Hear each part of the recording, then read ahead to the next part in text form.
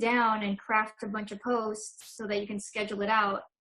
And then also make sure there's some time, if you're not posting, make sure you're liking and commenting, retweeting people, like sharing their stuff on Facebook, just making sure that your page is active instead of going dark once you start the account. Yeah. And I think that's a good point, because I think a lot of people get stuck on, if you're creating original content, that's all you should be putting out instead. And they kind of overlook and forget that, they should be engaging with other people, and that's another way to keep their socials active without creating new content, to just sort of respond and get that community and conversation going. Because if you're always just putting stuff out there, you're going to lose people pretty quickly. Yeah, then you're just solely a broadcast channel, and you're not doing two-way communication. You're not like having a conversation, which is what social media is for. It's, to connect people. And if you're just like posting your stuff and it's like one-sided, I don't know why anyone would continue to follow.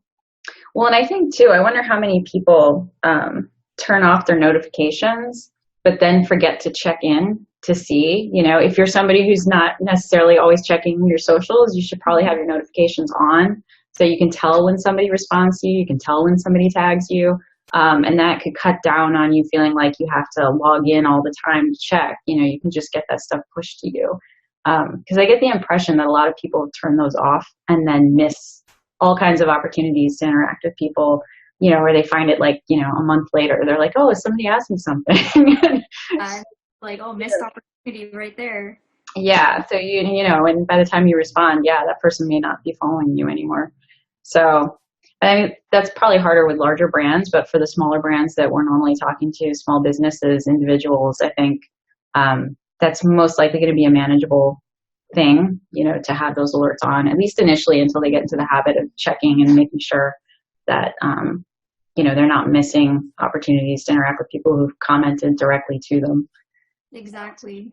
Don't leave them hanging. It's like, hey, why am I being ignored? Right.